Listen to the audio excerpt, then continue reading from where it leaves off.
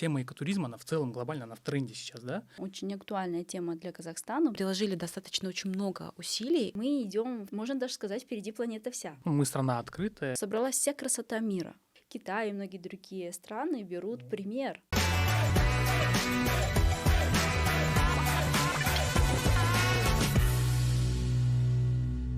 Скажите, вы базируетесь в Астане или в Алмате больше? Республиканское общественное объединение «Казах Geography» создано в 2014 году, а мы основное расположение наше в Астане, городе. Изначально мы созданы были как Казахстанское национальное географическое общество, но так как достаточно у нас много обществ по Казахстану, и карагандинские различные, которые выполняют свои разные функции, поэтому мы в свое время в 2018 году переименовались в Республиканское общественное объединение «Казах Geography». Вот, с латинизацией казахского языка. Но у нас по Казахстану есть 11 филиалов. И в Алмате в том числе, да, Мангыстау. Поэтому многие думают, что мы находимся в Алмате, но базируемся мы в Астане. А вы, наверное, тоже в Астане, да? Да. По большей части. Да, В других да. городах, филиалах ничего нет? У нас, в принципе, ПРООН, основной головной офис находится в городе Астане, еще алматинский есть офис UNDP. ПРООН — это программа развития ООН. Да. Так, наверное, мы можем начинать. Да. Плавно, небольшое такое знакомство у нас прошло. У нас есть онлайн-академия внутреннего туризма. Там мы ведем обучающие курсы для тех, кто хочет заниматься туризмом или кто улучшает свои скиллы, да, в области туризма. В прошлом году у нас появился вводный курс по экотуризму. Он достаточно был одним из топовых, скажем так, потому что тема экотуризма, она в целом глобально, она в тренде сейчас, да, и мы в продолжении этой темы в этом году сделали курс по сертификации и стандартизации экотуризма. И как вас, как основных экспертов в этой области вашей организации, да, мы пригласили на эту площадку, чтобы донести максимально простым языком для населения, для бизнеса, турбизнеса, который занимается экотуризмом, нацпарка, который ведет деятельность, для чего необходимо улучшать стандартизации, улучшать свои стандарты и сертифицировать свои услуги. И какая будет от этого выгода. И как для госорганов, для национальных парков в новых текущих условиях в меняющемся современном мире, когда тренд на экотуризм, он обязывает повышать все требования, да, в плане устойчивого развития и так далее, дать какие-то месседжи, как вас, как экспертов. И сразу же представлю вас, экспертов. У нас для зрителей Агажаева Ахмарал, эксперт проектов программы развития ООН, и Табелинова Аида, главный менеджер проектов Республиканского общественного объединения «Казах Geography». Представлюсь сам. Меня зовут Ернур Кинжибеков, я пресс-секретарь Казахтуризма, национальной компании Казахтуризм. И плавно перетекая с темы, что у нас есть курс по стандартизации и сертификации, давайте скажем про то, что в прошлом году мы совместно с вами плюс Казстандарт обновили, даже по-новому создали стандарты для этого вида туризма. И какие-то научные, вот здесь можно как раз-таки научными терминами, что было и как стало, что нужно было и что, собственно, мы внедрили. И потом уже можно, резюмируя, вкратце, простым языком сказать, как теперь развивать туризм, да, экотуризм в национальных парках и других охраняемых территориях. Аида Ханум, наверное, вам первое слово. Спасибо. Благодарю за приглашение. Очень актуальная тема для Казахстана, потому что именно в нынешнее время очень важно уделять акцент развитию аграрной стороны и туристической стороны. Тем более у нас очень хороший потенциал в стране. И, безусловно, экотуризм, мы того не подразумевая, он давно развивался. Но очень важно, согласно международным стандартам, развивать в стране экологический туризм. Поэтому в законе введен такой термин «экологический туризм», опираясь на международный термин. То есть экологический туризм по представлению ЮНВТО, это Всемирная организация развития туризма, это ответственное путешествие в природную среду с первой самой главной целью — это сохранение природной среды. Это не насыщенность туристическими, да, какими-то услугами, а сохранение природной среды, с одной стороны. И вторая важная цель по международному стандарту — это где от данного туризма будет улучшаться благосостояние местного населения. То есть будут получать прежде всего выгоды социально-экономические, это местное население, их вовлечение. И третье, это действительно мы должны понимать, что это развитие туристических услуг, потому что природная среда нам дает то дополнение, которое мы теряем, когда мы работаем каждый день, этот ресурс, эту энергию. И на самом деле, когда мы видим красоту нашей страны, у нас повышается патриотизм. Мы понимаем, что в нашей стране собралась вся красота мира. Вся. От гор, озер, рек, равнин, пустынь. Мы можем удивить каждого жителя планеты своей уникальной страной. Другая сторона — это популяризация. И тут мы подходим и понимаем, а зачем нам стремиться к международным стандартам соответствия? А потому что когда мы вводим еще помимо понятия стандартизации еще и сертификацию, тогда мы стремимся к тому, чтобы получить доверие туристов мира. Потому что когда все знают, что у нас заработала система ICO 18065 или 2993 стандарт, да, и там, согласно международным стандартам, выполняются, не просто функционируют как стандарты в законе, а именно выполняются, с этой точки зрения изначально начинают строить правильную экологическую инфраструктуру, вот только тогда у нас начинают получать доверие иностранные туристы. И мы видим, как за последние 2-3 года возрос процент посещения иностранных туристов, их восхищение. Вот буквально недавно Kazakh Geography по приглашению именно международных журналистов из более чем даже 10 стран мира Министерство иностранных дел пригласили, и при поддержке Kazakh Geography они посетили 4 национальных парка Казахстана: Алтын-Эмель, Чарын, Илья-Алатау, вот, и Акульсай-Кульдер. И они были изумлены нашей природой, и не менее были изумлены уже построившейся инфраструктурой в национальных парках, что доказывает о том, что зачем нужна нам сертификация, да, и стандартизация. Но другое дело, что для нас это все-таки еще новое. И поэтому вот данный образовательный курс, который вы запустили, очень важен. Причем он важен не для профессионалов в этой деятельности, а именно для наших слушателей, которые понимают, что как вести или требовать от туроператоров те услуги согласно стандартам и сертификации. Окей, хорошо. Акмарал ханым, у вас есть дополнить? Да, я хотела бы дополнить. Аида очень полно ответила. Прежде всего, то, что когда начали работать вообще в целом по сертификации экотуризма, это как раз началась работа в рамках проектов ПРООН, есть региональный проект «Биофин», и когда начали работать именно по сертификации, внедрению сертификации экотуризма в Казахстане, довольно эта работа уже шла на протяжении 5 лет, как мне известно. И в первую очередь один из таких важных моментов — это внедрение в законодательство Казахстана терминологии экотуризма. До этого ни в законе о туристской деятельности, ни в экологическом кодексе, ни в законе об охраняемых территориях терминологии это не было. И вот приложили достаточно очень много усилий, работала команда экспертов, очень хорошо мы работали с Мажилисом, с парламентом, чтобы именно внести это дополнение в закон. И уже после того, как мы закрепили законодательно вообще понятийный аппарат, что такое экотуризм, что такое экотуристические услуги, потом уже начали работать в целом над сертификацией.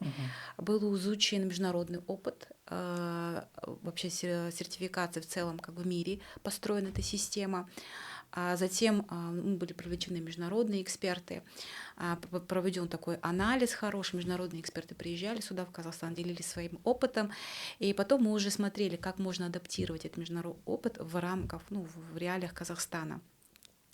Затем были проанализированы вообще существующие стандарты в сфере туристических услуг. Оказалось, что у нас вообще в целом есть два таких стандарта. Один стандарт по экотуризму, другой стандарт по, если не ошибаюсь, по инфраструктуре, что-то такое. Оказалось, что есть такие стандарты, и они были приняты в 2017 году.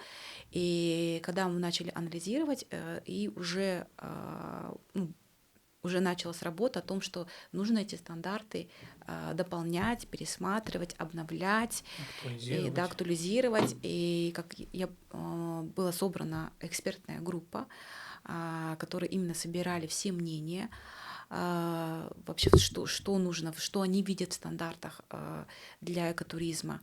И в целом так результатом этих работ, что уже все стандарт обновили. И как мне известно, что сейчас этот стандарт проходит экспертизу, да, по-моему. Вот, и, в принципе, мы вот ожидаем, что этот стандарт будет уже принят в ближайшее время. Хорошо, вот смотрите, эти стандарты, соответствие этим стандартам, по букве закона надо будет соответствовать этим стандартам вот для субъектов туризма. Но они, опять-таки, у нас на добровольной основе, да? Нет такой у нас... мы страна открытая, без агрессивной политики в отношении бизнеса. Мы достаточно лояльно относимся к тому, что постоянно моратории бывают и так далее. И насколько могут эти стандарты, сертификаты мотивировать туроператоров или гидов и так далее, соответствовать им. То есть предусмотрены ли какие-то там плюшки, бенефиты, что будет им за то, что они соблюдают стандарты.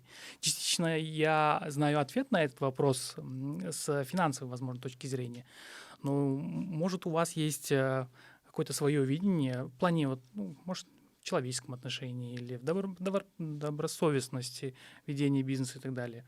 Но мне кажется, здесь, может, и финансовая сторона, она очень такая существенная.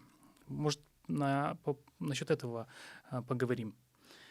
Я начну, и вы можете продолжить.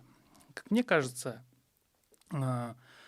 те стандарты, которые они вводятся и получают сертификаты, они, соответственно, да, для международных иностранных туристов, они знак качества. Значит, то или иное направление, то или иной нацпарк, который внедрил эти сертификаты и требует, да, с туроператоров, гидов и так далее, чтобы соблюдались стандарты, они более будут лояльно относиться. И при выборе двух равных подобных, один нацпарк против другого нацпарка или одно направление против другого, выберут то направление, где есть сертификаты и соблюдаются стандарты. То есть в финансовом плане, мне кажется, выгода — это конкурентное преимущество. То есть лояльность, за чем следует и увеличение потока клиентов и так далее. Если здесь какая-то другая сторона, помимо финансовой, то есть как их еще мотивировать? То есть, возможно, патриотическая какая-то функция, роль сыграет. Как вы думаете, Аида Ханум? Да, совершенно верно. В первую очередь экосертификация — это доверие. И мы, может быть, сейчас слышим впервые экосертификацию в сфере туризма, но не впервые в качестве продуктов. Да? Что для нас сертификат на продуктах? Да? То есть это прежде всего проверка соответствия представленного состава продукта, что действительно, как написано, без ГМО. Согласно стандарту, действительно пришли, проверили, это без ГМО. И мы этому доверяем, как сертификату, допустим, халал. Все. На продукте стоит значок, появляется доверие. Вот это очень важный факт появления доверия как внутри страны у туриста, так и внешних, то есть иностранных туристов. Да? И сейчас огромный рынок предложений в разных сферах, даже если мы возьмем пример туризма. Что такое экосертификация туризма? Это понятие растяжимое. То есть прежде всего мы хотим понять инфраструктуру. Она действительно соответствует тем стандартам качества, которые мы хотим увидеть, потому что мы едем в другую страну, в другой город и хотим прежде всего, безопасности для нас, для нашей семьи. Сертификат нам это позволяет, да, увидеть и понять. Второй момент. Любой желающий посетить именно с точки зрения экотуризма, он всегда задумывается, как можно мне меньше навредить природе. И тогда построенная инфраструктура и услуги уже выстроены с целью сохранения природной среды. И мы понимаем, что мы доверяем тем туроператорам, которые построили данное предложение. И, конечно же, третье, это даже идет регулирование разных предложений, информации, в том числе и ценовых предложений, да, потому что все стремятся к некому международному уровню, стандарту. И есть к чему надо стремиться действительно всем национальным паркам Казахстана, объектам. Это включение в список всемирного наследия ЮНЕСКО. А здесь очень жесткие требования. Но что значит попасть в этот список? Это означает высокая популяризация наших объектов. И ЮНЕСКО, прежде всего, в первую очередь задумывается по этим условиям, что дает экотуризм. Это первое, насколько нетронуто сохраняются, да, природные историко-культурные объекты прежде всего. С другой стороны, насколько готовность инфраструктуры, потому что она должна быть обязательно как предложение. И третье, насколько местное население вовлечено. То есть, получается, ЮНЕСКО поставил те же требования, что и экологический туризм. И когда мы, а это сейчас у нас буквально такое, можно сказать, новое направление, когда развиваются туристические предложения в рамках туристско-рекреационной деятельности национальных природных парков, и здесь очень важно сейчас нам выстроить так, чтобы все национальные парки по единому стандарту, как Казахтуризм сейчас тоже стремится, да, это маркетинг тоже, маркировки, да, то есть и если мы все сейчас объединимся, что очень здорово, огромная благодарность ПРООНу, который много лет уже работает над этим направлением, они долго внедряли понятие визит-центр, значимость его, да, работа над стандартами, в том числе экостандарт, да, то есть это Kazakh Geography, которые пришли и на примере национальных парков Чарын, Алтын и Мель в консорциуме юридических лиц построили инфраструктуру, которой сейчас восхищаются не то что наши туристы, но и иностранные туристы, которые прошли обязательные условия экологического кодекса, процедуры оценки воздействия на окружающую среду, общественные слушания. Что это дает? Это дает доверие населения. И главное, то, что когда мы получили данный сертификат или прошли экологическую экспертизу, получили разрешение на строительство, здесь нельзя сказать, вот вам выдали, и все замечательно, и вы теперь работаете. Да, появилось доверие. Но что очень важно, что здесь будет постоянная проверка. И проверка, она будет не только с точки зрения, например, национальных парков, служащих или госоргана, и населения. Население сейчас очень активно. Какое-то малейшее нарушение они начинают писать, и это позволяет редактировать, менять. И действительно, когда есть сертификат и соответствие ему, то данному туроператору или в целом национальному парку будет огромные преимущества. Третье направление — это экогиды. Да? Мы сейчас огромный рынок предложений экогидов. Но первый вопрос: а вы сертифицированный экогид? Что это дает? Прежде всего, насколько у вас проверенная информация, которую вы рассказываете, насколько вы поведете по безопасному туристскому пути, насколько у вас транспорт соответствует.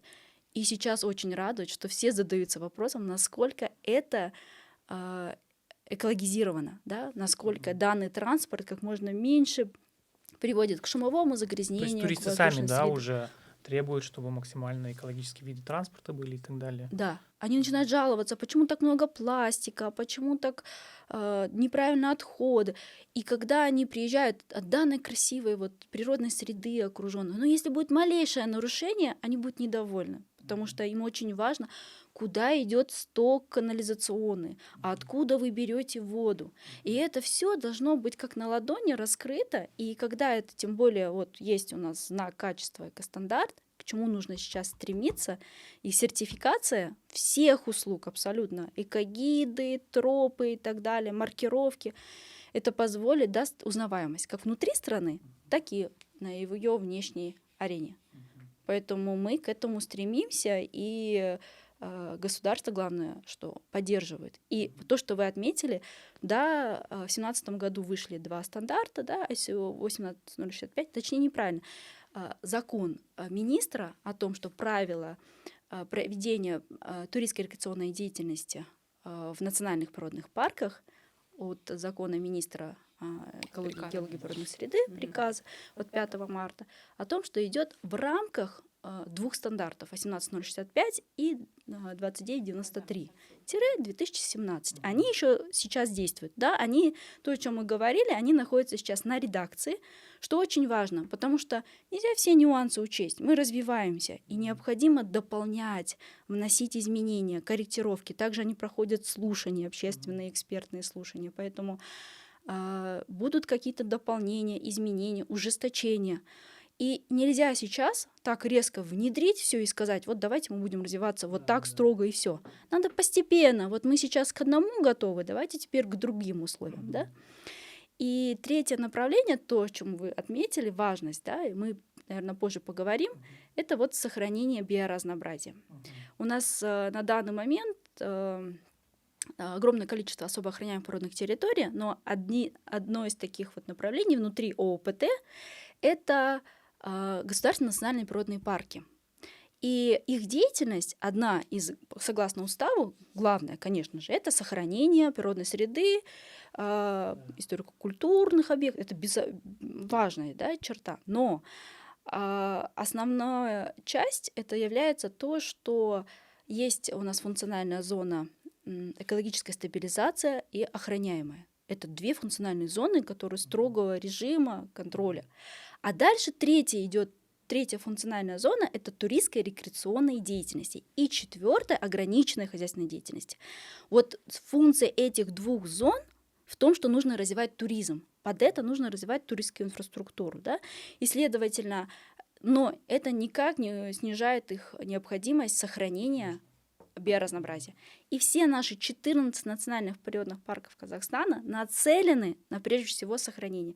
Поэтому пути миграции животных должны, прежде всего, учитываться, когда мы будем соответствовать этому. И поэтому в КАС-стандарте много, когда мы говорим про тур-услуги, предложения, говорится с точки зрения экологических рисков и безопасности. Поэтому биоразнообразие номер 1. И 4-й вопрос — это экологические риски подразумевают еще и опасные природные явления. Что сюда входит? Вот, например, мы знаем, что пару лет буквально назад произошла трагедия с туристами в Чарынском каньоне. Это могло быть не только в Чарыне, и не только в национальном парке, это где угодно, да, потому что у нас, особенно в южных западных регионах Казахстана, это такие песчаные, суглинистые, глинистые почвы, которые при обильном количестве осадков могут привести к селеопасности, обвалы, осыпи. И, следовательно, туристы должны быть осведомлены. А чтобы они были осведомлены, должна быть предварительно провестись оценка, исследование, картографирование. Вот, следовательно, сейчас Комитет лесного хозяйства и животного мира именно в данный момент огромный акцент. Уже идут заказы на выполнение данных работ. Это позволит нам оповещать более точно туристов, где какие природные. Но и с другой стороны, необходимо туристов готовить к тому, что как нужно себя вести. И вот этот вопрос экогид, который является руководителем данной туристской группы, да, который ведет, он должен сказать, что нужно делать во время селя, потому что это считанные секунды, что нужно подняться буквально на 1 метр, и это спасло бы тех туристов. И когда идут обильные осадки, следовательно, не надо ждать сель. Нужно уже понимать, что он может наглянуть в любой момент. И здесь, мне кажется, как раз-таки очень важна роль визит-центров, Да. как первой точки знакомства туристов. Получение именно. информации, все Да. необходимые. У вас, если есть чем поделиться В целом по по визит-центрам. Да, визит-центры, в принципе, как раз-таки один из первых визит-центров в Казахстане в охраняемых территориях как раз появлялись при поддержке проектов ПРООН. Это вот мы создавали визит в целом за последние 15 лет, как ПРООН работает в Казахстане. ПРООН работает, в принципе, с 1997 года в Казахстане, но именно с 2004 года у нас начали реализоваться большие крупные проекты по биоразнообразию. Это по сохранению водно-болотных угодий, всех степных экосистем, пустынных экосистем, лесных экосистем. То есть, в принципе, мы работаем именно экосистемно. И вот с 2004 года, когда начались эти большие проекты появляться, и как раз-таки вот в рамках этих крупных проектов создавались и первые визит-центры, первые ласточки в Казахстане. Это, конечно, на тот момент это были очень современные, оснащенные, красивые визит-центры. Вот в Каргажинском заповеднике, в Алакольском заповеднике, в Виле-Латау мы создавали, в Наурузуме. И как раз-таки мы всегда говорили о том, что визит-центр — это первая точка знакомства туриста с информацией об охраняемых территориях. Здесь он должен получать всю базовую информацию о маршрутах, о территории, о биоразнообразии, в том числе об этих природных явлениях, каким возможно здесь быть. То есть все предупреждения, как себя вести на территории, информации, какие туристические маршруты может посетить турист. Здесь он должен тоже взять информацию, какие гостевые дома есть, какие могут он турпродукты получить. То есть, и как раз-таки первые визит-центры мы больше старались наполнять информацией о биоразнообразии. Вот Аида говорила основные принципы экотуризма, там 4, да, основных принципа, но одна из тоже основных функций экотуризма, помимо того, что сохранять и получать выгоды для местных, это прежде всего большая и очень важная функция — это экологическое просвещение. Это вот тому, что должен служить экотуризм. Человек заходит на территорию, он должен оттуда выходить уже совершенно другим, уже осознанным, понимающим и так далее. И вот визит-центры, которые мы создавали, здесь мы большой упор делали на том, чтобы турист максимально, не выезжая на территорию, получал всю информацию о растительном, животном мире, о ландшафтах. И там даже вся концепция была построена, что, например, даже были специальные залы. Зал там водно-болотный ходит, зал степной экосистемы, зал там гор, зал там растений и так далее. То есть и здесь как бы большое тоже уделялось внимание именно просвещению подрастающего поколения. Там должны были специально быть уголки для детей, эко-классы. И к чему веду то, что сейчас, да, мы создавали это с 2004 года, и, соответственно, мир меняется, тенденции меняются, тренды меняются. Сейчас очень много цифровых технологий, диджитал-технологий. И, соответственно, все визит-центры должны под это подстраиваться. И очень отрадно, что за последние 3 года появляются такие очень современные, очень такие соответствующие международному уровню визит-центры, как в Юсае, в Чарыне, в Алтенемеле, в Тургенцае, да, в 4, да. И когда заходишь, в действительности очень все довольно комфортно, с таким довольно минимальным интерьером, но при этом очень наполненным. И здесь прям используются, кстати, цифровые технологии, когда можно просто включить экран и получить всю эту информацию. Ничего, в ландшафт хорошо вписываются, да? То есть здесь дизайнерские решения. Да, и чтобы... вот, да, правильно сказать, что настолько гармонично вписывается в ландшафт, что как раз в национальных стандартах тоже это учитывается, что использовать минимально природные материалы, чтобы очень идеально вписывался в местность, то есть такой элемент мимикрии, как это говорят сейчас, такой не кричащийся визит-центр. Ну вот, в принципе, все, что по визит-центрам. Да, и если продолжить вот давайте попробуем одну из функций также вот раскрытия экотуризма, вот community-based туризм, то есть чтобы выгоду получало местное население. То есть это тоже немаловажное очень такое направление, поскольку территория национальных парков, то есть там есть села, где проживает очень много людей. То есть от большого потока экотуристов они не должны страдать. Не только не должны страдать, но и получать выгоды. Отличительный пример — это вот Саты.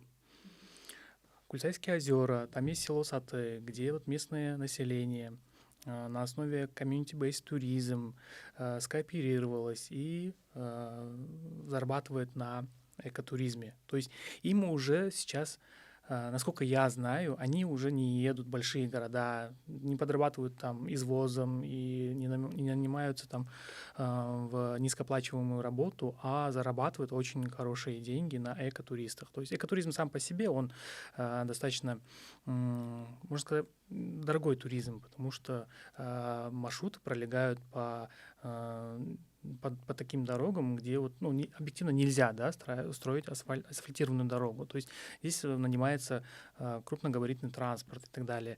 То есть это не дешевое удовольствие, но и местное население, скооперировавшись, предоставляя комплексные услуги, оно получает очень большие выгоды от экотуризма. То есть об этом, мне кажется, тоже нужно заявлять. У нас сейчас 14 национальных парков, и очень хорошо это развито в Кульцайских озерах и другим национальным паркам на основе этого примера, да, живого.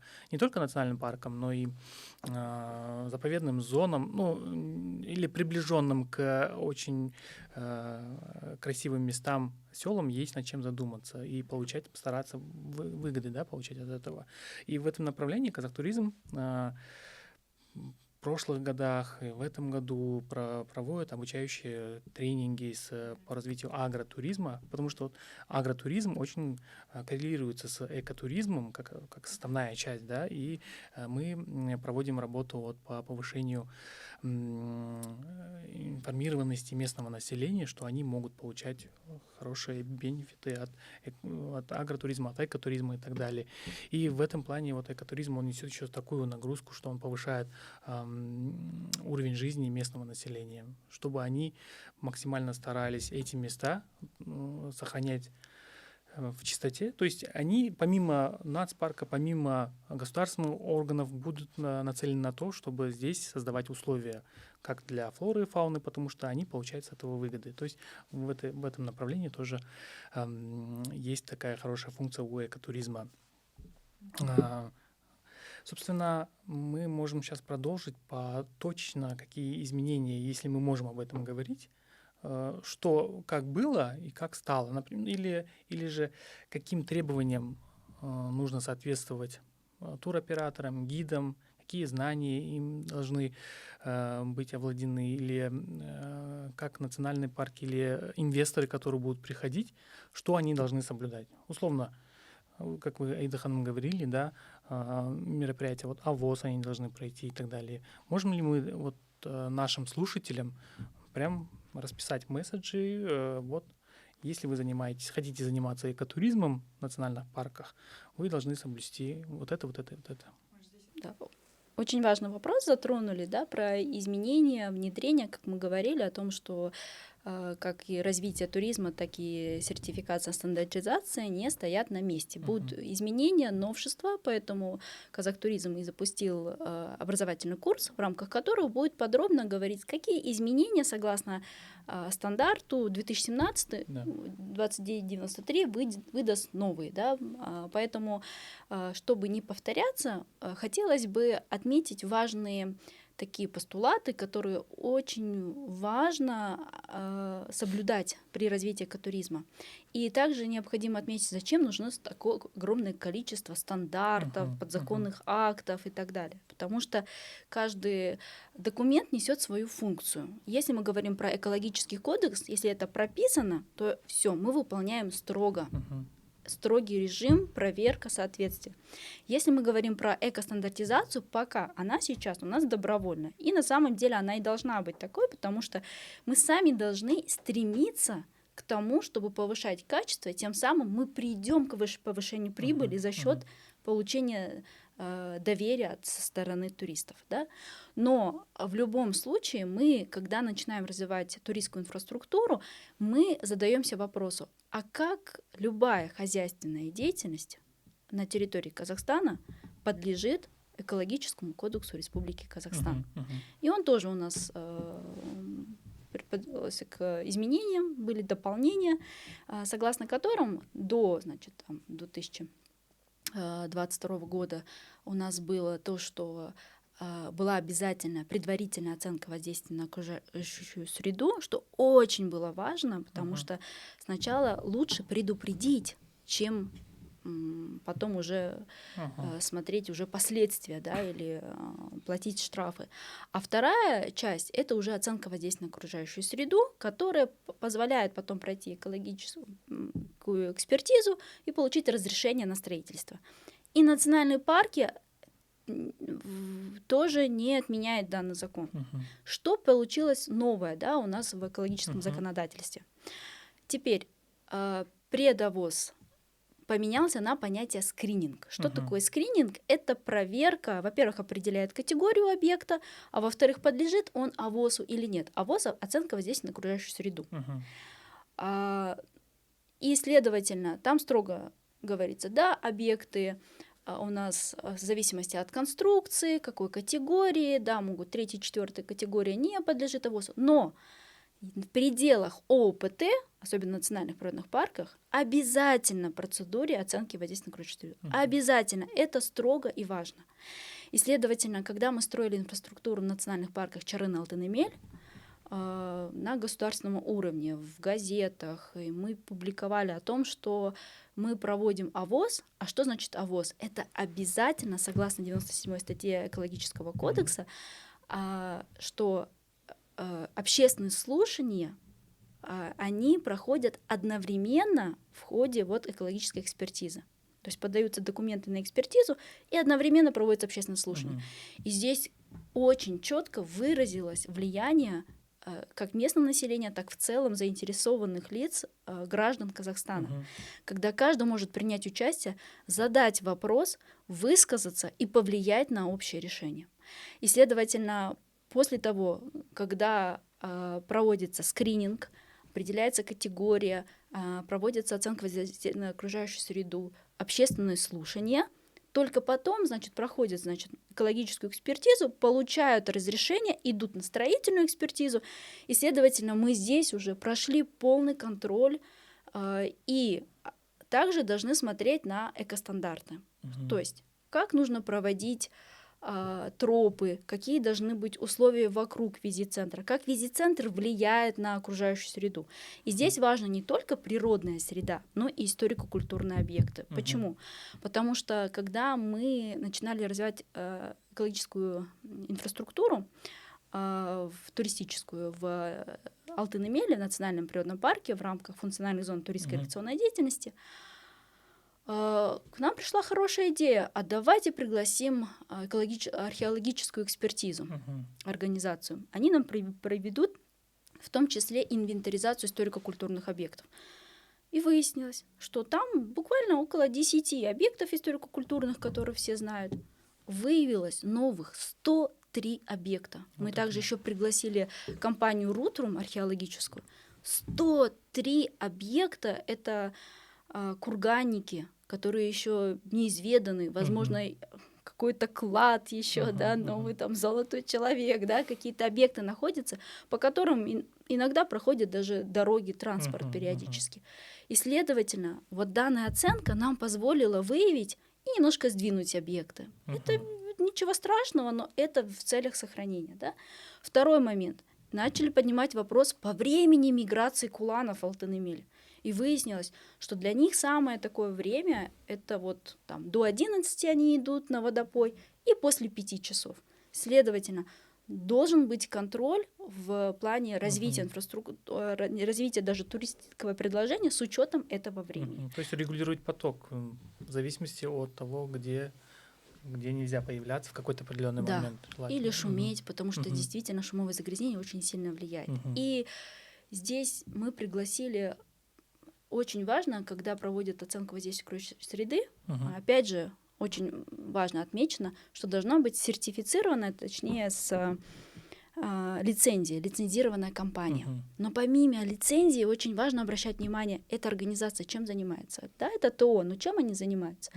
И мы пригласили Республиканское общественное объединение Ассоциацию по сохранению биоразнообразия, которые нацелены на сохранение биоразнообразия, экспертов. Они нам и выдали эту информацию по времени миграции куланов, да, там, животного мира, эндемичности растений. Не надо. Да, красивая эта ясеневая в роще в Чарынском национальном природном парке. Замечательно. Но мы ее должны сохранить.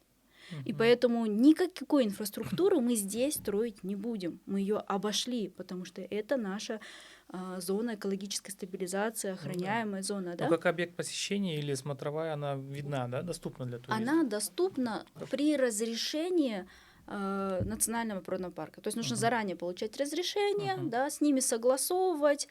Отсюда вывод. Экогиды. Вот то, что мы сейчас говорим, какой-нибудь гид без сертифицирован, давайте поедем посмотрим, да? А экогид скажет, согласно закону или согласно правилам устава национального природного парка, это делать нельзя. Отсюда вывод. Зачем нужна сертификация экогидам? А для того, чтобы они были осведомлены, чтобы не нарушили туристы свои права внутри национальных природных парков, как и в других ОПТ. Избежать каких-либо последствий. Да. То есть мы уже делаем вывод, что экогиды, от них требования, что они должны знать экологическую опасность, риски, да, данной территории, куда они едут, уведомить об этом заранее своих туристов и, следовательно, знать функциональные зоны национальных парков, прежде чем как их повести. И четвертое направление также очень важно, так как у нас сейчас развивается международный туризм в национальных природных парках, очень важно, чтобы экогиды разговаривали на нескольких языках, обязательно казахский, русский и английский языки, хотя бы среднего уровня, чтобы позволило бы водить туристов, рассказывать им про объекты. И, конечно же, требования от национальных парков — это готовить путеводителя. То есть это важно не только показать красоту, но и информативно, да? Да. Чтобы это больше они информации получили. Акмарал Ханым, здесь вот мы затронули тему гидов и доступа, да, к природным объектам. Здесь вот, как вы считаете, вот по касательно троп, насколько они должны быть маркированы, есть ли категории сложности этих троп и так далее? Если вы поделитесь по этому вопросу. Да, есть у каждого национального парка, в принципе, это такое требование от Комитета лесного хозяйства. На территории национального парка сами национальные парки разрабатывают туры, туристические маршруты, экологические тропы. Каждый маршрут в соответствии с законом УПТ, он паспортизируется, паспорт утверждается в Комитете лесного хозяйства.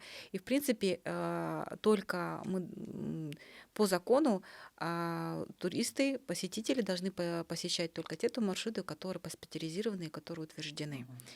В принципе, такой опыт, конечно, любая тропа должна быть обустроена элементарными просто знаками, указателями, смотровыми площадками. И как раз-таки, когда мы начали работать с национальными парками, просто вот опыт последних 5 лет, который в рамках последнего проекта, мы работали с акцентом их 14 национальных парков. Мы не можем работать на всех 14. И из 14 национальных парков наши пилотные национальные парки были Сайрам-Угам, Катон-Карагай и Кульсай-Кульдере. И прежде всего, как мы перешли к инфраструктуре троп, мы прежде всего начали заниматься стратегическим видением. Мы работали над стратегией развития экотуризма, над менеджмент-планами по развитию экотуризма на 5 лет. Совместно с парками мы в течение года разрабатывали планы управления экотуризмом. И как раз-таки одно из таких направлений и важных составляющих, что нужно прежде всего полное обустройство троп. И как раз-таки самые популярные тропы, которые именно популярны в принципе исторически сложились, нужно непосредственно такие показательные обустройства сделать. И в рамках в 3 национальных парках буквально в течение 2 лет мы занимались обустройством турмаршрутов. В Катоне мы взяли одну тропу, в Кульсае мы взяли еще одну тропу, в Сайрам-Угаме взяли. И в каждом национальном парке мы исходили из потребностей. В Кульсай-Кульдере там большой поток идет на КНД, на Кульсайские озера, просто у них сейчас посещение до 200 тысяч.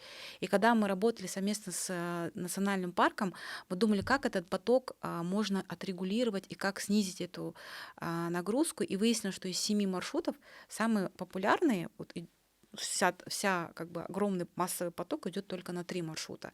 А 4 маршрута альтернативные, к сожалению, вообще не используются. Там, может быть, 1-2 группы посещается в год. И мы думали, как перенаправить этот поток, но перенаправить, прежде всего, 4 альтернативных маршрута, один из этих маршрутов альтернативных мы должны обустроить, наполнить информацией, наполнить вот этими объектами обустройства, сделать такой пиар и перенаправить часть потока туда. И вот просто на примере Кульсай-Кульдере мы когда туда зашли, из 7 маршрутов, Кульсайский национальный парк очень просил обустраивать туда, вот, где КНД, тропу, где Кульсайские озера. А мы как бы говорили, что и так туда идут туристы, вы можете привлечь туда инвесторов, вы можете силами бизнеса обустроить. И мы взяли альтернативный маршрут, который как раз-таки находится возле села Саты. Ехать никуда не надо. А рядом есть и уникальное, просто живописное ущелье Саты. Буквально там 2 километра, и вот можно пойти в это ущелье. И там маршрут был, ущелье Саты так и называлось. И мы говорим, почему вот кто приезжает в Саты, все сразу едут на Кульсай, а почему вот здесь вот рядом, вот ущелье буквально 2 километра, почему его туда не посещают? И начали работать над этой тропой, и мы подошли концептуально, то есть там просто нас парк. Да, постройте нам указатель, поставьте нам, все этого достаточно. Ой, нам постройте там 20 лавочек. Ой, постройте нам туда что же они нам просили? Ой, нам надо 20 беседок. И когда мы говорим, мы так не можем работать, мы должны комплексно подход, давайте пойдем. Мы прошли эту тропу, у нас работали международные эксперты, и мы пригласили тоже экспертов. У нас была компания, которая непосредственно более 10 лет специализируется именно чисто только на обустройстве тропы, маршрутов. И начали работать над концепцией. То есть для того, чтобы туриста привлечь, нужно дать какую-то начинку, информационное наполнение. И потом уже от этого информационного наполнения мы стали разрабатывать фирменный стиль и идентику для этой тропы. Потом под фирменный стиль, так же как вот в соответствии со стандартами, говорили о том, что это должен быть элемент мимикрии, чтобы все те объекты, даже тот же указатель, он должен очень такой быть вписан в ландшафт, краски, материалы, все должно быть настолько природно, что человек, это все было не кричащее, вот это все очень гармонично, логично вписывалось. И вот работая с национальным парком, мы вот разработали такую концепцию, как табират кулак сал, то есть услышь природу. Ты должен пойти туда на маршрут, отключиться от всех таких земных сует и полностью погрузиться в эту природу. И здесь мы на маршруте ты идешь и полностью погружаешься в историю этого маршрута, в эти легенды этого маршрута. И чтобы турист, посещая это, чтобы он максимально взял вообще о биоразнообразии национального парка. И здесь мы как раз-таки начали, что мы поставили входную группу, где мы, кстати, вот буквально в ноябре прошлого года мы закончили эти работы обустройства и пригласили туда, с Казахтуризма тоже приглашали, но не смогли никто поучаствовать от вас. Но мы как раз-таки открывали этот маршрут. Мы поставили туда входную группу, где входной группы это как бы первая точка, где здесь там было карта маршрута, буквально минимальный текст, правила поведения. Правила поведения, есть правила посещения охраняемых территорий, где 30 вот таких огромных пунктов. И когда приезжаешь иногда в Кульсай-Кульдеры на Кульсайское озеро, вы, наверное, такой стенд видите, а там 3 больших стенда, и 35 пунктов на казахском, на русском, на английском языке, очень мелким шрифтом написано, я говорю, никто не читает эти правила посещения, давайте мы эти правила посещения интерпретируем и сделаем очень лайтово, очень, чтобы очень легко читалось. И мы вот такие правила поведения, там не руби, не разжигай костры, очень такой, лирично, поэтично, доступно. То есть, и там на тропе, везде, на всех аншлагах сопровождал персонаж, это снежный барс. Как раз-таки ущелье Саты, там есть снежный барс. и там установлены фотоловушки, и как бы и вот он везде, на всех тропах, он на всех, каждом информационном шлаге, вот такой вот снежный барс, он везде. И вот на каждой точке мы поставили информационные аншлаги, то есть тропа достаточно очень дружелюбна, она автомобильная, пешая и конная. И поставили туда входную группу, 5 информационных аншлагов, поставили туда место отдыха, поставили туда очень красивую смотровую площадку. И каждый информационный аншлаг мы пытались на аншлаге максимально очень доступно туристу, который действительно хочет побыть наедине с природой, дать информацию о национальном парке. То есть он идет на одну точку, там есть очень ель Тиньшанская. Здесь мы там на маршруте, на этой точке он останавливается, он читает аншлаг про ель Шренка. Очень доступно. А дальше он идет, там точка очень красивая, такая видовая, там очень прекрасно видно экспозиции склонов и вся высотную поясность. И рядом такой информационный аншлаг, где говорится, какая высотная поясность встречается. Дальше идем, там есть у них точка другая, это природный солончак, солонец, природный солонец, куда спускаются ночью кабаны, и прям туда, оказывается, национальный парк подсыпает соль. Это просто природный солонец, куда в действительности кабаны, моралы, косули все спускаются, он просто сам по себе образовался, и туда подсыпают они иногда соль, и там мы поставили тоже аншлаг о том, кто вообще разгадает следы животных.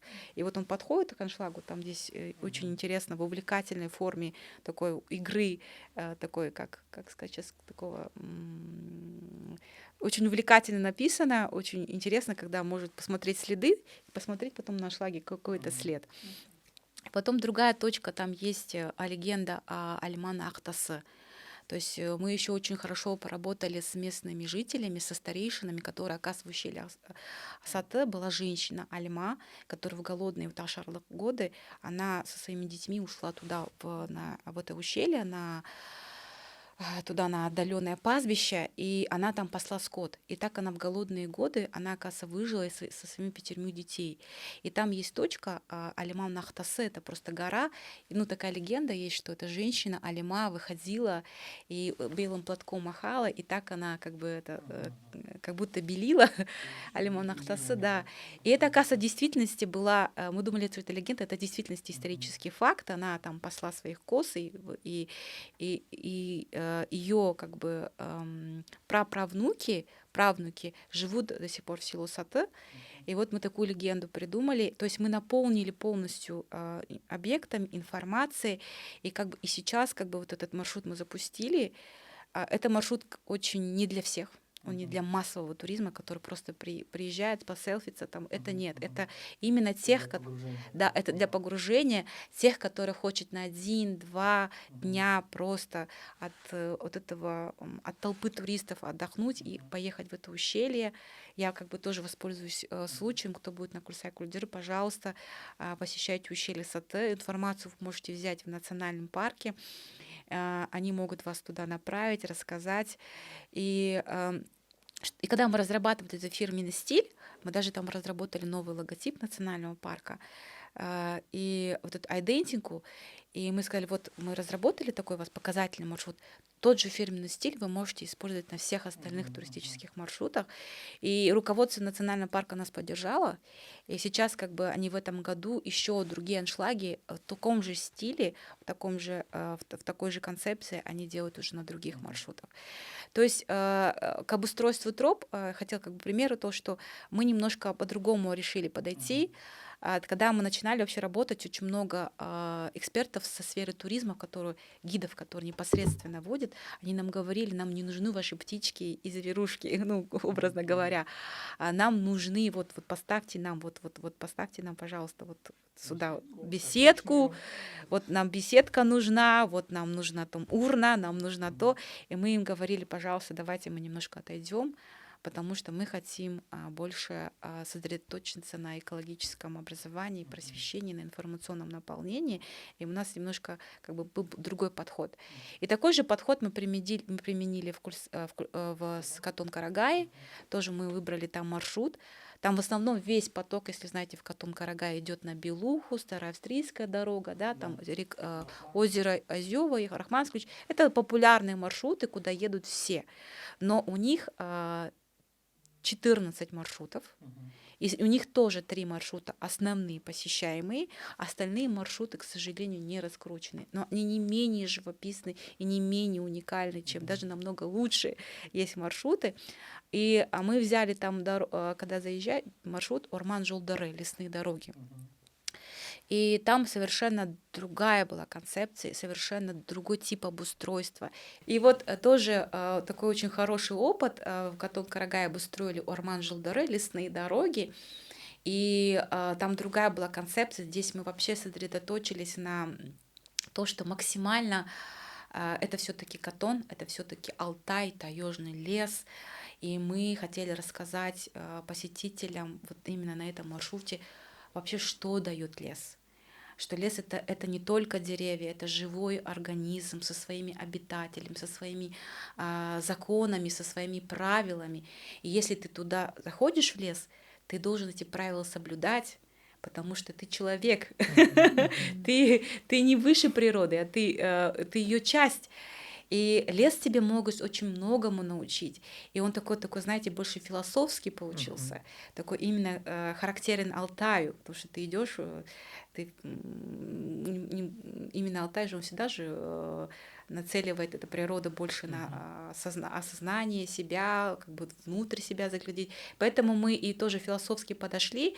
И когда вы поедете на этот маршрут, в июле этого года мы сделали открытие этого маршрута, мы пригласили туда туроператоров, и как бы просили о том, что вот вы возите все время на популярный маршрут, пожалуйста, возите туристов и здесь. Он однодневный, а можно утром туда подняться и вечером спуститься. Он в основном конный, потому что в Катон-Карагай только конные маршруты. Они все 14 маршрутов, они все конные, они все многодневные, там нужно от 3 до 7 дней. И вот это Орман-Жолдары, тоже там же очень много в Катон-Карагай гостевых домов, баз отдыха и очень много пантолечебниц.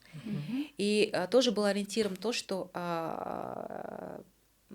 гости пантолечебниц, посетители, они только кроме пантолечебницы, они хотят тоже получить информацию. И вот этот Орман-Жолдары как раз-таки проходит между основной крупной пантолечебницей Баян. И вот там тоже на этом маршруте у нас выбран проводник Марал. У нас там есть очень красивые арт-объекты. Марал, там можно тоже также очень красиво оформлена входная группа. Там тоже мы сделали 2 смотровых площадки с очень красивыми видовыми точками. Здесь как бы проходит через лес, потом поднимается на альпийскую тундру, Альпийский луг.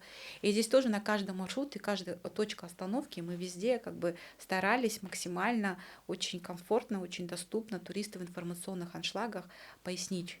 То есть вот, как бы коротко. Это классно. А вот подскажите нашим слушателям, опять-таки, как на примере Кульсайских озер вы подсказали, и, куда, кстати, где именно, как обратиться, как попасть в администрацию на этот национального парка, то есть вот в отдел туризма или в администрацию национального парка Кульсай-Кульдеры, они наоборот очень готовы и ждут.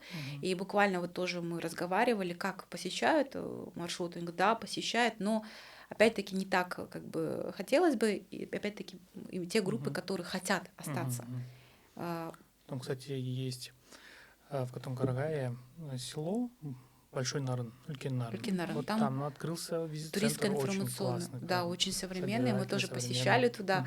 Это такая визитная карточка, здесь очень хорошо оформлена. И, кстати, мы как раз тоже помогли, работали, там есть зал для Катон-Карагайского национального парка, и они попросили нас помочь разработать дизайн-проект вот этого помещения. Вот мы помогли буквально в этом году, и если будет возможность, тоже я надеюсь, что на следующий год они обустроят этот зал для национального парка. А вот тоже, и вот Орман-Жолдары как раз-таки в этом году уже 2 группы посетила туристов, что после нас очень даже отрадно. Вот. Классно. Я так думаю, я коллегам обязательно подскажу, потому что у нас есть, так называемые информационные туры, пресс-туры, которые мы привлекаем, Да, мы иностранных вообще иностранных СМИ, местные СМИ. Если нужно популяризировать такие места. Я, знаете, хотела бы просто воспользоваться случаем и отметить работу информационно-туристского центра «Визит Шымкент». Был опыт работы в этом году. Как раз-таки мы с Сайром Мгами тоже, когда обустроили третью тропу, тоже там инфотур в июне мы организовывали. И там у нас третий маршрут Сайрамсу Анздары, легенды Сайрамсу. Там очень популярный маршрут к озеру Нижнему Сайрамсу, Верхнему Сайрамсу. Вы, наверное, может быть, знали, да, в Сайрам-Мганский национальный парк. Это буквально 2 часа езды от города Шымкент. Там тоже есть ущелье Сайрамсу, и там, да, очень большой, в последнее время просто большой поток туристов туда идут. И эта тропа была вообще абсолютно не обустроена. Там не было ни вывесок, ни указателей, ничего, никакой информации. И мы тоже также использовали концепцию легенды Сайрамсу, больше построены, потому что Южный Казахстан это все-таки легенды исторические. Там каждое место имеет свою историю, свою какую-то легенду. И такую тоже концепцию придумали, что весь маршрут на каждой точке была своя легенда. То есть там тоже у нас есть арт-объекты. И мы больше сконцентрировали свою концепцию о том, что вообще происхождение озера Сайрамсу — это легенда о 2 влюбленных. И когда ты 8 часов идешь по этой тропе и доходишь наконец-то до озера, и ты вот через каждую точку ты получаешь легенду об Арче, о хранителях воды, о горе, о том, как надо правильно вести себя на природе. Потом ты, когда заходишь до последнего Сайрамсу, там у нас очень интересный есть арт-объект влюбленных, потому что мы понимаем, что ты все равно идешь, ты хочешь что-то сфотографироваться. И мы там сделали арт-объект влюбленный. Там есть у нас тоже аншлаг, где полностью очень красиво подана история о происхождении Сайрамсу. И вот когда мы начали, просто к чему я отвлеклась, и когда мы хотели открыть, готовились к инфотуру, мы обратились с приглашением в туристско-информационный центр «Визит Шымкент». И они нас так поддержали, и они полностью организовали всех гидов, горных гидов, экскурсоводов, собрали около 30 человек, это только тех, было много желающих, мы просто сказали, очень много не надо, давайте, они хотели еще больше, и вот около 30 гидов, экскурсоводов в Шымкенте, я не знала, что очень такое продвинутое туристическое сообщество, и там такие горные гиды очень осознанные, это просто эко-гиды, которые очень любят свою природу и очень ответственно относятся. И мы их повезли туда, сказали, вот вы же водите на Сайрамсу, пожалуйста, вот помимо этого у вас есть как бы водите туристов и рассказывайте в целом о природе. Они были очень довольны, и они начали водить туристов и рассказывать нашу концепцию маршрута. И благодарность была визит-центру, что очень четко было организовано, активное участие было всего туристического сообщества, именно который водит. Да, это, наверное, говорит о том, что внимание к экотуризму в целом, как со стороны населения, которые каждый год бьют рекорды посещений. Вот в нацпарке мы вот смотрим статистику, каждый год увеличивается количество посетителей нацпарков. И внимание государства, местных жителей к экотуризму в плане вот как принимать туристов и зарабатывать на этом, при этом осознанно относиться к этим территориям, оно вот повышается, улучшается. Да. Очень говорю, когда мы начали работать, я думаю, какая слаженная работа. Вот, Сайрам-Мганский национальный парк, вот визит-центр, визит Шымкент, они очень тесно работают. И, оказывается, очень много совместных мероприятий практически. Вот в этом плане я была удивлена работой, как все поставлено четко. Какие у вас планы на другие национальные парки?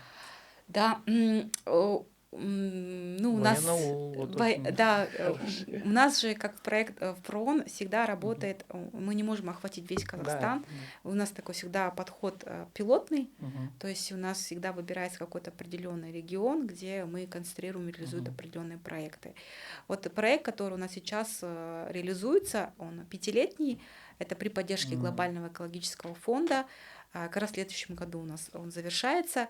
Мы здесь сконцентрированы на горных экосистемах, на горно-лесных экосистемах. Мы работаем в Туркестанской области, в Жамбылской области, в Алматинской области и Восточно-Казахстанской. То есть это западный Тянь-Шань, если чисто географически, северный Житесуйский, Алатау и Алтай, Саур-Тарбагатай. То есть вся горная вот эта лесная часть Казахстана, где работает наш проект. Территория огромная, направлений в этом проекте очень много. Мы работаем и над повышением потенциала охраняемых территорий, над расширением охраняемых территорий. Мы работаем не только с ОПТ, мы работаем и с лесхозами. К сожалению, вот к лесхозам, это мало уделяет внимания. Мы вот именно наш проект сосредоточен на том, что на поддержке лесоохранных учреждений. Мы работаем с местным сообществом, мы работаем, одно из ключевых моментов, мы работаем по гендеру, то есть именно равные права и равные возможности. Поддерживаем женщин, которые работают в лесном хозяйстве, в охраняемых территориях. Мы работаем также по мониторингу снежного барса. То есть где-то около 10 направлений, которые в нашем проекте охватываем, и одно из таких направлений — это развитие экотуризма. Отлично. Давайте на вот этой позитивной ноте подведем какие-то итоги, выскажем какие-то свои пожелания нашим слушателям. Это будь то обычные экотуристы, будь то профессионалы туристской индустрии. Какие-то заключительные свои месседжи. Вам слово, Аида Ханым. Да, мы вот проговорили о важных деталях и забыли сказать об очень важном моменте. Это что предусматривает КАС-стандарт в том числе, то есть стандарты в рамках развития туризма, это оценка рекреационных нагрузок. Вот я про это тоже. Спасибо, Аида. Я буквально увлеклась и забыла, что рекреационные нагрузки — это как раз-таки мы все, прежде чем работать, мы разработали рекреационные нагрузки, посчитали нормы рекреационной нагрузки на наши пилотные маршруты. Сколько можно за сезон посещать, сколько групп можно посещать. То есть и как раз-таки вот мы тоже работали над методологической частью. Да, можешь, Аида, продолжать. Да, вот ПРООН сделали огромный рывок в плане акцента на то, что необходимо развивать туристскую инфраструктуру уже с учетом рекреационных нагрузок. Но мы перешли сразу к такой рекреационной нагрузке. И важно понимать, это оценка экологической емкости ландшафта. Потому что когда мы говорим Кульсай-Кульдеры, это уникальные озера, которые очень сильно уязвимы. Да? Есть, например, более такие какие-то степные, пустынные ландшафты, которые могут себе допустить эту нагрузку, что не могут допустить себе Кульсай-Кульдеры. Да? И поэтому очень важно рассчитывать преждевременно эту экологическую емкость. Но чтобы посчитать экологическую емкость, нужно знать ландшафт. Это очень сложный процесс, оценка экосистемы, то есть картографирование. Отсюда вывод. Нам необходимо проводить работы по картографированию национальных парков. Это первый шаг. Когда мы это сделаем, у нас будет основа, тогда посчитается экологическая емкость, тогда будут рекреационные нагрузки. И второй момент, все так строго считают, какая рекреационная нагрузка, и потом спорят. Очень важный такой момент, что рекреационную нагрузку в данный момент сразу посчитать нельзя, ее можно посчитать предварительно. То есть необходимо устанавливать мониторинговые площадки, которые будут показывать, что мы здесь не совсем верно рассчитали, необходимо снизить нагрузку, либо увеличить. Во-вторых, когда туристы задают вопрос, зачем вообще развивать инфраструктуру в национальных парках? Развивайте вне национальных парков. Да. Здесь следующий момент, что национальные парки, они были созданы как раз с целью сохранения.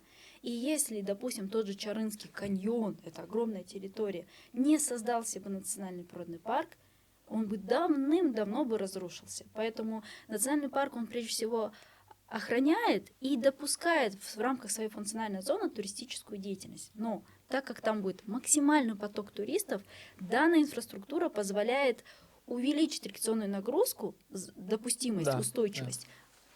От зависимости нужна для этого, от материала, который будет. То есть если мы проложим из древесного материала в зависимости с учетом оценки ландшафта. Опять же, мы говорим, что любые объекты, вот здесь я бы очень хотела выразить благодарность нашему партнеру, консорциуму юридических лиц Kazakh Geography, совместно с работой строительной компании Асимтау, Таутон Плюс. Они поддержали как вот терпимость такая была несколько месяцев проходить АВОС, потому что это экологическое законодательство. А второе, что меня очень удивило, вот у них такой замечательный специалист, Женебек Алькеев, который акцентировал внимание на ландшафты. И если мы приедем в Алтын-Эмель, то мы увидим такие, казалось бы, невзрачные глэмпинги или объекты. Думаешь, почему из этого материала таким цветом? А когда смотришь и понимаешь, что они вообще не выделяются на фоне. Это было целенаправленно сделано с оценкой ландшафта, чтобы не нарушали, чтобы не пугало животных, да, то есть с оценкой на ландшафт. И, следовательно, когда мы проложим тропы экологические, каменистые, да, там, древесного материала, да, с учетом экосистемной основы, да, грунтовых вод, песчаного материала, то мы можем сказать, что позволит нам снизить протираемость почвенно-верхнего покрова или горных пород. Да. Поэтому, безусловно, рекреационные нагрузки, экологическая емкость — это основа, и предстоит огромная работа всех вместе объединившись, да, на всех компаний от Казахтуризма, ПРООН, Казах Geography, Республиканское общественное объединение СБК, который внедряет такой научный подход в картографирование. И, конечно же, это в первую очередь огромная благодарность Институту географии. Специалисты, которые от Атласа Казахстана до сейчас картографирования в национальных парках, если проделают эту работу, то Казахстан уже сейчас в плане агрострахования, мы идем, можно даже сказать, впереди планеты вся. То есть с нашего примера даже Китай и многие другие страны берут пример. И я думаю, что мы можем сделать такой рывок в плане туризма, если мы будем в рамках стандартизации, сертификации работать и внедрим систему, но пока что нам нужно создать и сделать. По примеру американской системы, у них есть союз всех национальных парков и вообще ОПТ. Тогда как мы можем обратиться в эту организацию и получить всю информацию. Мы, наверное, сами так задаемся. Почему я должна отдельно там Катон-Карагай, отдельно... Вот мы мало говорим про Каркаралинский национальный парк. Это вообще уникальный парк, он даже красивее. Нельзя обижать ни один парк, но Каркаралинск, это и многие про него не слышали в Карагандинской области. Поэтому, если у нас будет такая общая ассоциация или союз вот таких национальных парков Казахстана, к чему сейчас и ПРОМ в том числе стремится, создание атласов ОПТ Казахстана, да, чтобы турист мог зайти на одну страницу, получить информацию, вот сейчас Казах Geography тоже модернизирует свой сайт, одну информацию, кликнуть, мы уже в рамках цифровизации должны иметь интерактивные карты, получить информацию на нескольких языках, скачать электронный гид и связаться по телефону, как я могу выстроить свой маршрут, да, связаться с... Вот, опять же, здесь будут у нас только сертифицированные гиды, да, почему должны стремиться все получать эту систему, да.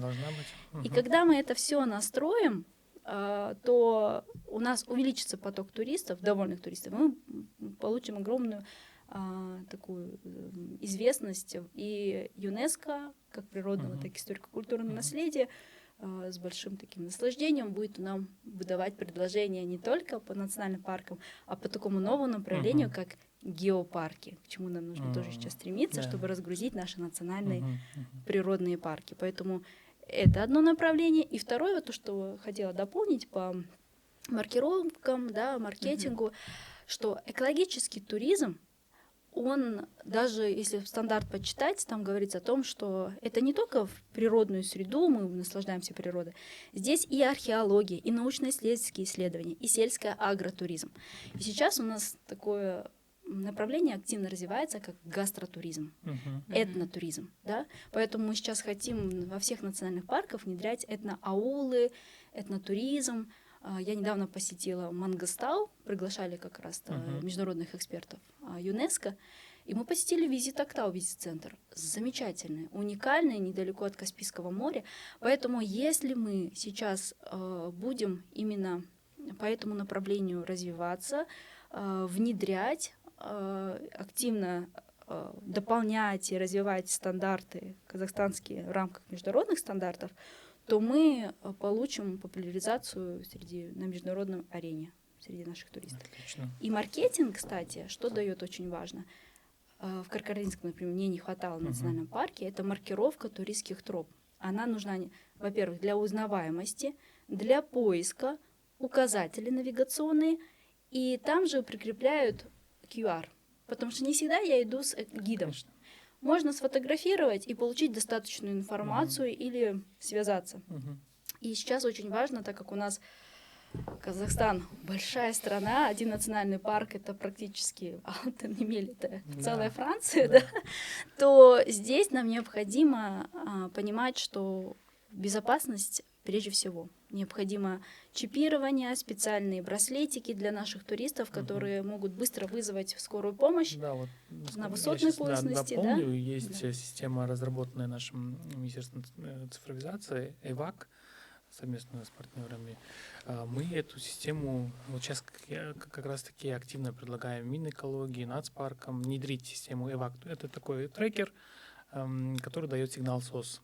Там, где эти трекеры можно раздавать, реализовывать в визит-центрах. Любая туристская группа или любой турист, который выходит на маршрут, чтобы он был с этим трекером и подал сигнал во время каких-либо ситуаций, да, чрезвычайных.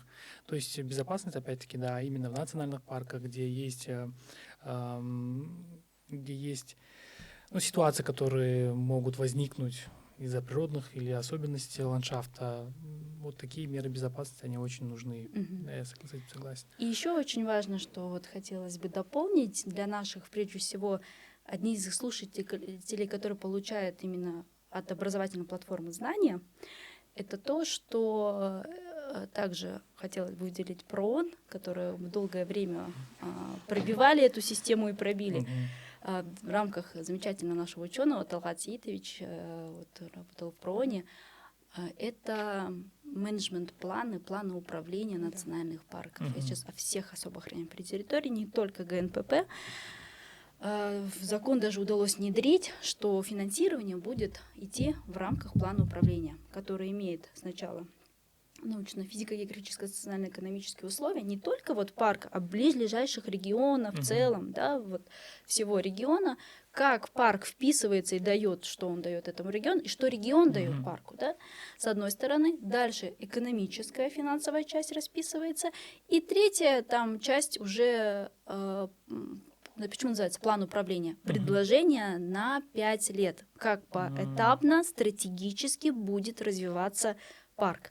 И все эти нюансы, о чем мы сейчас говорим, это все уже прописывается на начальной точке, и Министерству финансов уже намного легче понимать, на что финансирование, как это вписывается в предыдущее финансирование, да, и как с учетом стандартов, какое должно быть количество лесников, работающих, да, техники, оборудования. Да. Поэтому план управления, и, кстати, сейчас вот нашим слушателям хотелось бы сказать, таких специалистов, которые разрабатывают план управления, можно по пальцам посчитать. Это актуальное направление. Представьте себе, сколько у нас ООПТ. И для всех надо будет сейчас расписывать план управления. Поэтому нужны такие эксперты, которые научатся у нынешних экспертов, местных экспертов, и также на международном уровне писать, разрабатывать эти планы управления и в дальнейшем работать по этой части. Вот. И еще то, что для чего нужна вот эта вся маркировка, это отдельное направление, да, то есть есть туристы в плане географы, планирования, а есть экономисты, да, то есть это часть маркетинга.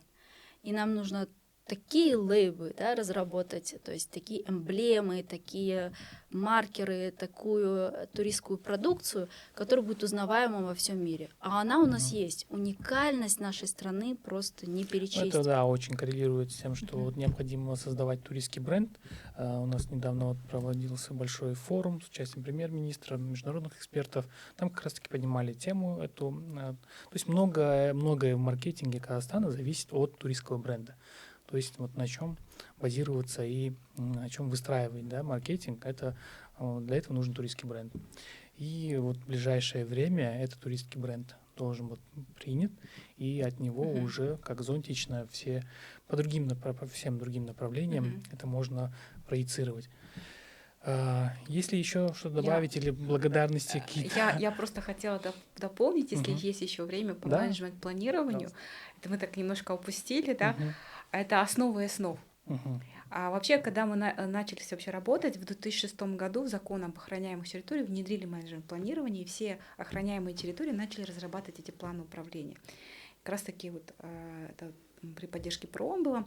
Но время меняется, и когда ну, получается, что очень, не скажу, что слабо уделяли, вообще слабо уделяет внимание именно планированию деятельности, менеджмент планированию деятельности. И когда мы работаем с нашими охраняемыми территориями, мы прежде всего говорим о том, что вы должны работать, вести свою деятельность в соответствии с планом управления. И с 2006 года внедрился этот термин, и с 2006 года все ОПТ разрабатывают план управления. Когда мы начали уже на протяжении вот последних лет анализировать, что план управления — это просто такие стопа бумаг, которые просто переписывалась из года в год, где практически 70% просто физико-географическое описание территории. Основная часть, где должен был акцент, что охраняет, как видеть себя в течение 5 лет, на что должен акцентироваться ОПТ, основные мероприятия, этому, к сожалению, мало уделалось внимания. И поэтому, когда охраняемые территории, когда мы приходим к ним, и когда я говорю о неохраняемой территории, в национальном парке, говорят, у нас нет денег, у нас мало денег, нам бюджет не финансировать. Это же государственное учреждение, где 100% госбюджет. Вот нам не дают то, нам не дают это. И когда мы начинаем с ними работать, а вот все ваши хотелки должны очень грамотно, очень обоснованно изложить на бумаге. И главное не только изложить это на бумаге, но еще финансово посчитать. И мы начали работать над тем, чтобы усиливать бюджетную часть этого плана управления. И как раз-таки вот последние 5 лет мы активно этим работали совместно с Комитетом лесного охотничьего хозяйства, с охраняемыми территориями. Мы обновили правила разработки плана управления, где в основном усилили бюджетную часть. И вот при поддержке комитета мы в течение, наверное, последних 15 лет работали с 14 охраняемыми территориями пилотными, и мы говорили, вот давайте пересмотрим все наши планы управления, что когда вы идете в Минфин защищать свою бюджетную заявку, вы должны четко знать, какие у вас индикаторы, для чего, сколько денег нужно и что это даст вам, стране и так далее. И это очень сложный процесс, потому что потенциал охраняемых территорий не всегда позволяет именно это. И мы очень сильно работали над этим, обучали, и как раз-таки вы говорите, что мало экспертов, а мы делаем акцент на том, чтобы не кто-то им разрабатывал и писал, а чтобы национальный парк, заповедник, сотрудники, которые работают, руководители, чтобы они сами умели все это писать. Когда ты сам проходишь весь этот процесс, ты уже четко видишь картину, что тебе нужно. И вот в течение мы 14 охраняемой территории мы обновили план управления, и Комитет лесного хозяйства нас поддержал, сказал, давайте работать уже на национальном уровне, помогите нам и другим 14 ОПТ разработать наши планы управления. И вот как раз-таки мы сейчас проводили обучение для других охраняемых территорий. И вот как один из таких моментов, что нужно обязательно ссылаться и уделять большое внимание планированию. И когда мы занимаемся планированием, то есть национальный парк они всегда в своей каше варятся, все, только в своей каше. А когда мы начинаем с ними вместе разрабатывать план управления, вот именно, тогда когда ты делаешь, просто когда же элементарно на тренингах, то тогда они сами понимают, какие перспективы и возможности не только просить деньги у государственного бюджета, можно, оказывается, на эти мероприятия обращаться к инвесторам. Есть какие-то мероприятия, которые можно решить в рамках других государственных программ. Та же самая ремонт дороги.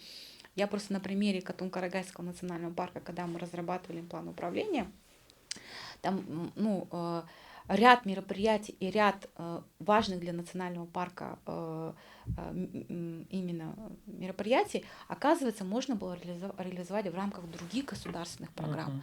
То же самое ремонт дороги, то же самое там, например, какие там у них еще проблемы, электроснабжения и так далее. То есть вот, и когда мы начинаем работать, и когда начинаешь работать, более картинка у них открывается, шире кругозор, и иногда вот у нас там плохо работает, а почему вы не смотрите на бизнес?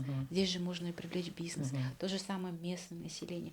То есть вот какие-то ваши потребности можно закрыть с других. Это же такая экосистема партнерства. И именно при разработке таких вот стратегических планов это все учитывается, это все открывается. И просто мы вот стратегию развития экотуризма, план управления экотуризмом разрабатывали для Катон-Карагайского парка в 2019 году мы начали, в 2020 году мы разработали, и вот через 2023 году мы, когда пришли к ним, промониторить, как реализовался их план работы, и мы поняли, что там практически 80% тех мероприятий, которые они закладывали в 2020 году, они их реализовали. И реализовали не с помощью бюджетных средств, а с помощью именно вот этого партнерства и сотрудничества. Это было такое очень, можно же это делать? Да, можно это делать. Вот как пример. Ясно. Я здесь хочу небольшую ремарку. В целом, вначале забыл сказать, что мы тоже не безучастны в плане развития экотуризма. У нас большая группа выезжала в Штаты, изучала их опыт, и на основе этого как раз-таки мероприятия мы прописали концепцию по развитию национальных парков в Казахстане на основе американской модели с привлечением инвесторов и так далее. То есть мы тоже эту работу проводили. В глобальном смысле, если смотреть, национальные парки — это, священный грааль, который вот сами казахстанцы, сами инвесторы и те, кто там работают, те, кто туда просто едут отдыхать, они должны в первую очередь за сохранность этих мест прилагать очень большие усилия. Не просто как объект посещения, как объект туризма, а это действительно то наше достояние, которое мы должны не только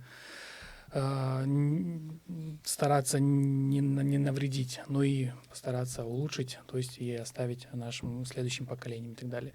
На этом, наверное, мы плавно завершим наш подкаст. Спасибо нашим спикерам, замечательным девушкам, которые, несмотря на свою красоту, очень в тему все раскрыли всю ту сложную работу, которая делается в плане развития туризма в национальных парках, наши особо охраняемые природные объекты, они занимают территорию, порядка 10%, от страновой территории. И это очень большая территория, сравнимая с целыми странами. И очень непросто все там развивать и стараться привести в соответствие, но тем не менее вашими усилиями, нашими усилиями и, надеюсь, усилиями наших слушателей будем стараться это дело двигать вперед. И надеюсь, что у нас все будет хорошо. Спасибо всем, кто нас слушал. Всего доброго, до свидания. До свидания.